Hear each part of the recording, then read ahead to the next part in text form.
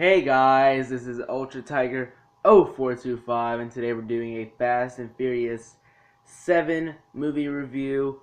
I know I'm like 10 months late on this, but I'm doing it now. And I'm sorry for, again, not so recent uploads. Yesterday I was posting a couple videos, but just like everything, my plans never come to be. And I had to go to a barbecue yesterday and have my last basketball game of the season last night, in which we won. So I'm glad about that. I'm happy, and I'm in that right mood to make videos today. Probably might have 3 to 5 videos done today, just because of the absence for Saturday and Friday. And I know I had missed some other days too, but again, I'm trying to stay on schedule and try to get or make a schedule actually. So yeah. All right. Again, this is Fast and Furious 7. Um, like all my other reviews, my episode reviews and chapter reviews, I do on stuff. I if you're new to the movie reviews, I break it down from beginning to end. So let's get into this. All right, the movie starts off with the dude who was in Fast and Furious 6, the main villain of that movie, his brother who is played by Bruce Willis, one of my favorite actors of all time, the top 20, top 15 actors of all time. I watch a lot of movies, so that says a lot. And he plays as the main villains from last movie's villain, except he's on a whole nother level. Like he's assassin slash black ops slash military slash ninja slash black belt martial arts, every kind of martial arts. Like he is a beast. He even takes on the Rock and knocks his man's lights out, blows him up.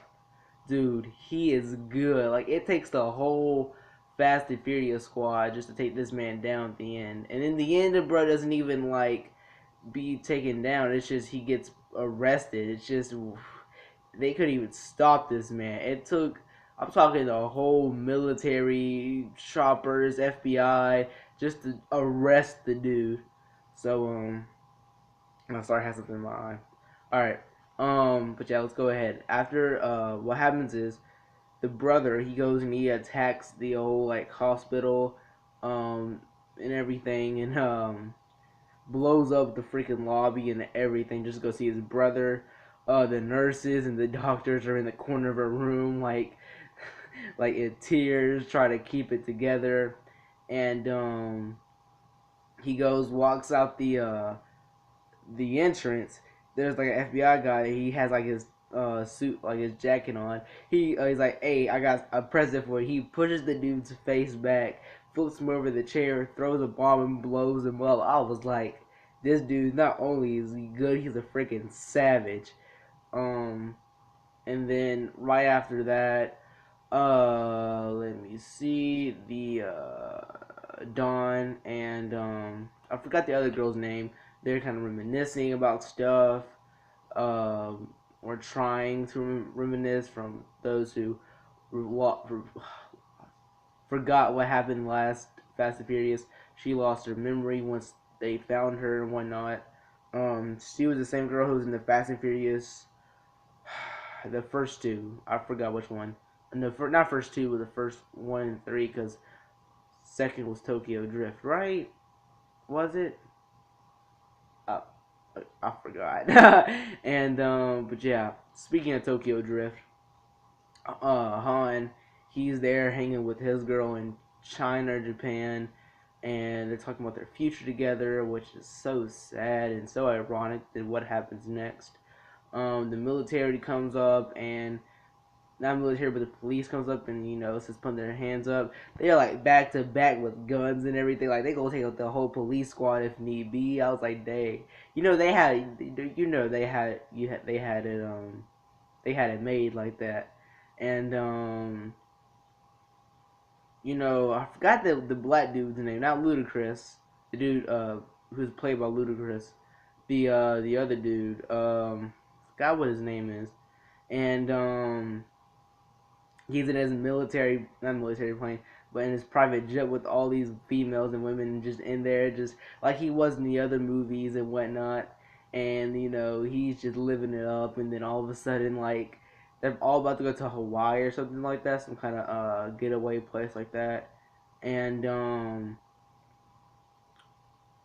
let me see. Yeah, he gets a phone call from the no phone call, which goes to the pilot, in which the pilot tells him that the whole situation with the Rock after the huge explosion happened when the Rock was fighting the dude who's played by Bruce Willis. I can't remember the character's name.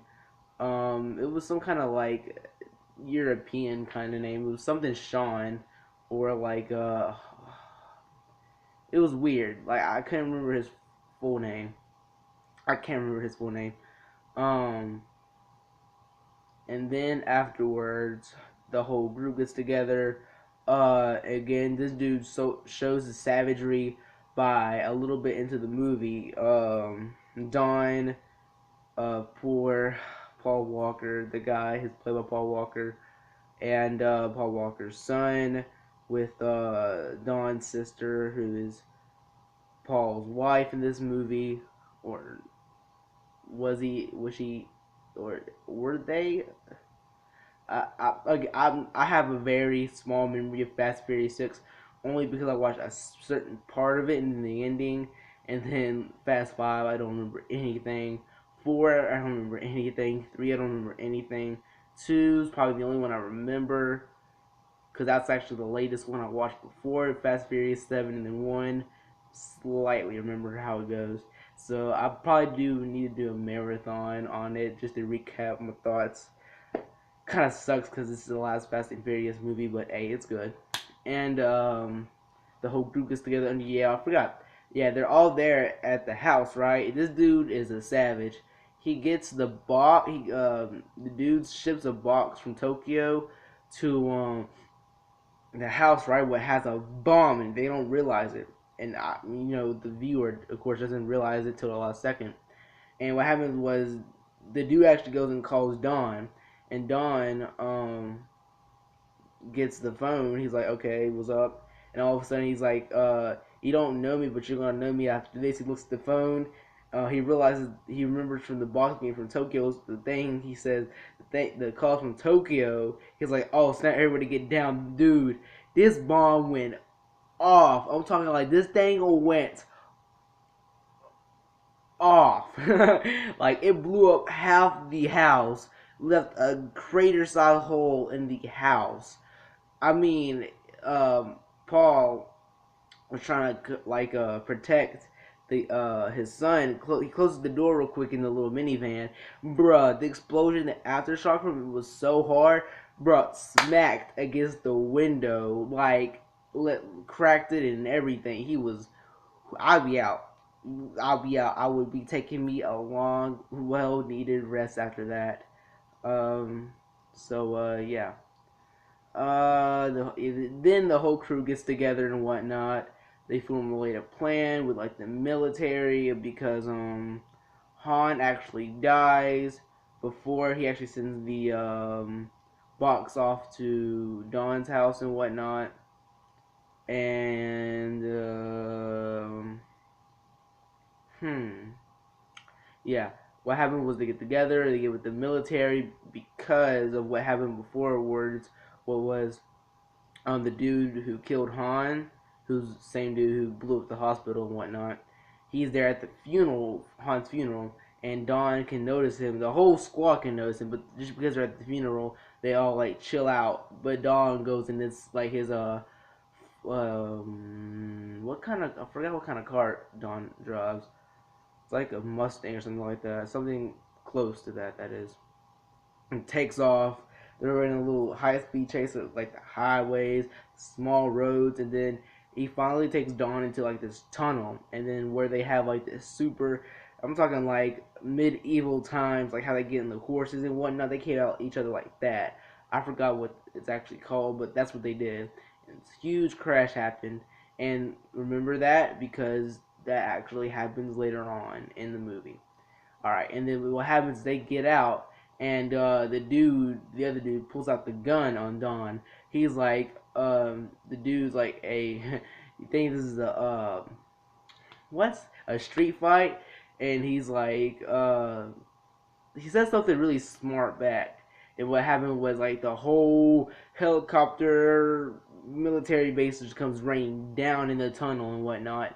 Probably because of, like I said earlier, it had a high speed chase across the highway and small roads and intersections and everything. It was just crazy. And they try to take the other dude, but he runs off somehow. I forgot how. Yeah, he just runs off. Yeah, he just runs off. He doesn't like get in his car because his car is smashed. He just runs off and outruns the FBI people, the military and whatnot. And I was, and that happened. I was like, okay, they didn't catch him. I mean, was he really that fast? Military trained specialist. Oh, yeah. And then again, just remembered he's also military trained. He probably was climbing on windows and stuff like that. Yeah, I totally forgot about that too. All right, and then once he escaped, they formulate the plot at the little base, and which now this went from a chase to a rescue mission. They have to get this one female scientist, hacker slash a whole bunch of other stuff, and she's actually being kept captive by some group of people. Forgot the name of them. And let me see. The reason why they're rescuing her is because they want to use her invention, what is known as the God's Eye, what is the ability to see everything around the world. I'm talking like right now. I have my in order to get the light in the room, I use my light and then the natural light from outside. So like right now, if I didn't have my thing, my thermal got what it's called, drapes. Yeah, my drapes. If I didn't have my drapes um up right now, if I have my drapes down, they couldn't see me, but I have them up. So it doesn't matter. Like they could see inside the room and everything. Like the God's eye could see everything. Like it could literally look through the walls of this house to see me if it wanted to. It's just really that good, and they needed to capture that dude to find where he is, and that's the whole point of getting it and finding her and rescuing her and all that stuff. And there's just huge um, car race challenge thingy once they get there to rescue her and whatnot. For those who haven't seen it, again, if you haven't seen it by now, I mean, I haven't seen it up until like, well, let me see, like 4 days, 3 days ago. So I mean, um, yeah, but I don't want to spoil that, I guess. Or if I really detailed and broke down this whole movie, it'd be like a 30-minute, 40-minute review. That's not the point of this review. It's just to give you all the good gist of it. All right, and then they save her, they rescue her, and I'm actually gonna tell you what Don does to rescue her. He's there. You have your savages, you have your brave hearts, you have your risk takers, stunt, not stunt doubles, but like stunners. You have all kinds of different things in Fast and Furious. And what Don does is just this man is a G for life. Like he pulls off this donut. Like these people have him surrounded. Like once they rescue her, like in this big old, how Fast and Furious does their little rescue missions. They jump out and jump in and out of other people's car, back into their car, at the same time keeping it steady on the road. So I don't know how they do that in real life. That would be you have to be good, especially on like sorry, especially on the roads that they drive on in Fast and Furious. Like if you notice that some of the roads they drive on are like top 20 dangerous roads in the world. If you look at it really closely, it's just crazy. And what he does, he pulls off a donut like around this cliff. And what happens was he's still scattered, and he realizes the dude that was after them earlier, he's actually following them. He has a sniper rifle ready to get at him, And Dawn notices it, so he's like, you know what, screw it. He looks at the cliff behind. He gives the girl the helmet. He like put the helmet on right now. Be ready. And he freaking drives backwards off the cliff. This dude goes off the cliff. He's rolling down this hill. Like, the only reason why he did not die off that cliff, because the cliff was not like steep and rocky. It was like really slick like that. It was just like that, so it wasn't too dangerous. I guess. So yeah, and then they save her. She gives him the God's Eye. The God's Eye works. It does all this other stuff, and then we get to our near climax in this story. So if I forget the last actual couple of scenes, I'm sorry, it's a little fuzzy up here. I know the last scene, but I don't know like the last couple scenes, like the one before that. It's complicated. If you see me doing my hand gestures, it's complicated. But yeah, and then they get the God's Eye. What happens was they do something later on in the movie, and what happens is oh yeah, they track down the dude, right? And the guys who had the chick who had the God's Eye, who invented the God's Eye, when the people who had her captive first, um, they are actually with Bruce Willis's character, Sean. I'm gonna just call him Sean for this point on. Kind of late to say it now, but still. Um, and Sean has the whole squad in there. They only have but a few military police officers and themselves, the squad, and they get shot down, fam. Like, no, well, they don't get shot down, but one of them actually does die eventually. But he's the one who actually has the God's eyes, the little what's it called?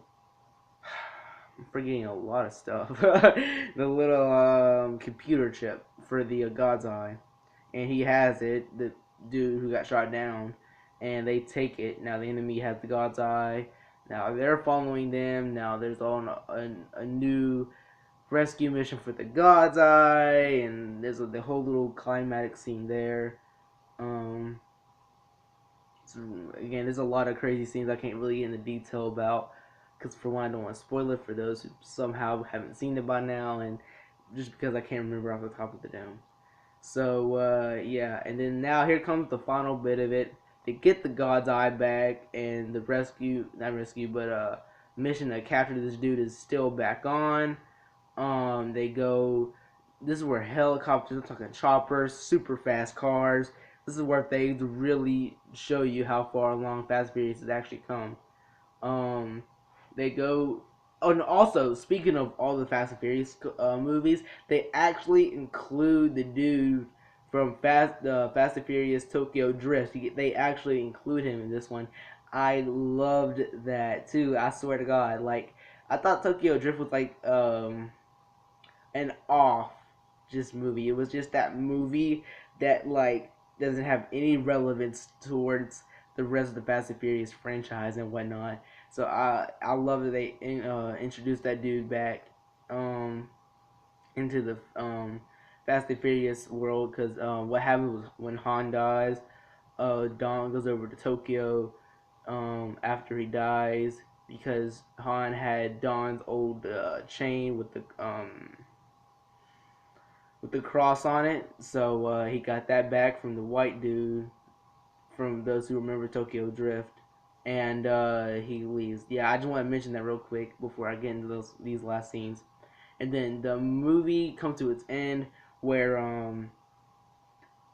Dawn and Sean get into this legit street fight. Like, they actually have a street fight this time, and it goes down. Like, I mean, I so wish they had the "Go Down for Real" song from by Flo Rida. It would have been perfect for this.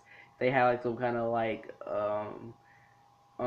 actual legit martial arts kind of fight going down, because they had Dawn had like this pipe or something like that, and Sean actually had like a freaking axe or something, like a metal just axe, like it just shaped up like an axe. And it was cool, and they were fighting like that, like they had like a Star Wars duel fight. It was cool. And then they could drop that later on. They're fighting, throwing punches, kicks, sweeps, grabs, jiu-jitsu moves, judo throws, everything. It's just nice.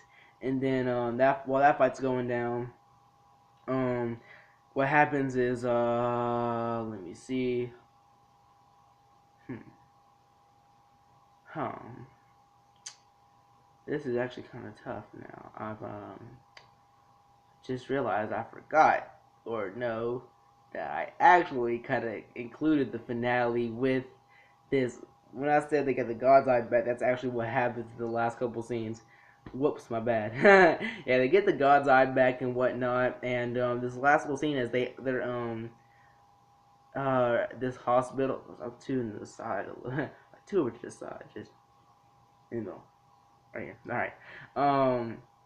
They're at this hospital parking lot, and they're like blowing stuff on up, and forgot the character's name that Paul Walker plays, but he's running through this hospital while it's being broken down, and they pull off this super freaking cool stunt where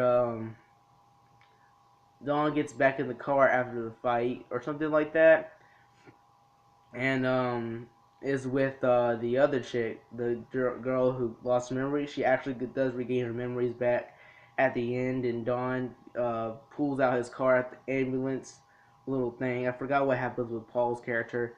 And then they drive off the freaking thing while it's being broken down with the helicopter crash. Was taking the helicopter down because the person The Rock plays, Officer Hobbs. Yeah, I just remember his name now, Officer Hobbs. Yeah, Hobbs. He goes gets his freaking freaking what's it called now? That gun just like goes nonstop, like nonstop like that. He gets that gun, like that big old gun to hold with two hands like this, and he picks it up and like he shoots down that helicopter. It takes him a while, but he gets it done. And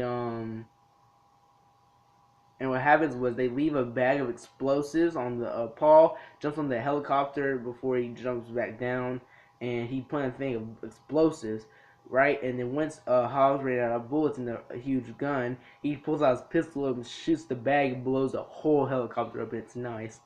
And then Don drives off the little thingy. He fucked the little thingy, the thing where you park in the big old parking lot thing next to hospitals and stuff like that, if you know what I mean.